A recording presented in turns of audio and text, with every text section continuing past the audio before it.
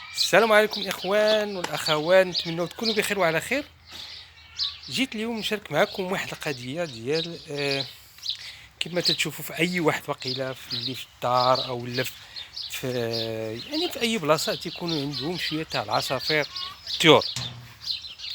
ولهذا جيت اليوم غادي نديروا واحد المساله. هذا الشيء انتم الانسان غادي يدير واحد الشيء ديال الخبز مع شويه تاع التيشه، مع المهم اي حاجه كان عنده يديرها مع شويه تاع الماء ويجمعها وتيولي بحال هكا. يمكن كاع وليداتك صغار تا هما اللي عندهم شي الوقت يديروا هذيك المساله هذيك وعطيوهم العصافير. لانه عرفتي دابا بدات شويه الحال تيسخن هنا، الجو عندنا هنا الزين، جو واعر، جو يا سلام.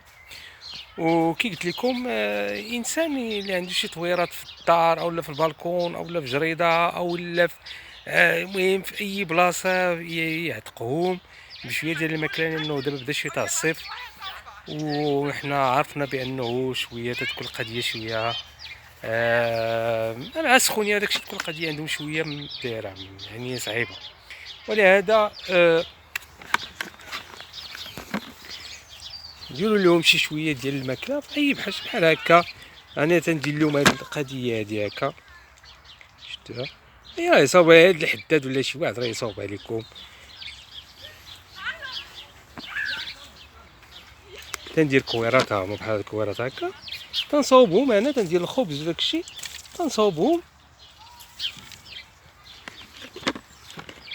تنعطيوهم الطويرات يعني تا هما تيكونوا تيفرحوا تيجيو عندك ديما مع الصباح العشيه، يعني ديما تيكون عندك واحد الجو هنا رائع.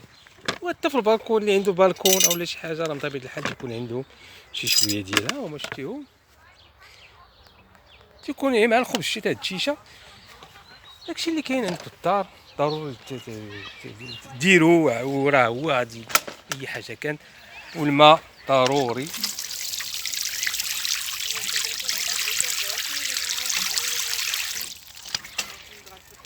لانه دابا مع الحراره وداك الشيء تيكون شي شويه ديال شفت لا لا لا تيكون شويه ديال تيجيهم العطش وسميتو. ولهذا الله يجزيكم بخير و ديروا لهم شويه تاع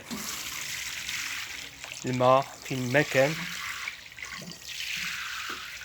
يعني ما فيها باس الانسان يشوف طويرات يعود يعتقهم. هذه مجرد فكره بغيت نشاركها معكم، لان انا عرفتي دابا نيت هاد الوقيته هادي ديال الحراره تتكون شويه القضيه عندهم الماء وداك الشيء، وحنا عاطينا اكثريه في البلاد عندنا شويه الماء قليل. شكرا الاخوان، نتمنى تعجبكم هاد المساله اللي شاركت معكم، ونتمنوا ديروا لنا شويه تاع اللايك شويه ديال الابونمون. وشكرا ومع تيسير الله، ونهار سعيد وشهيه طيبه ان شاء الله.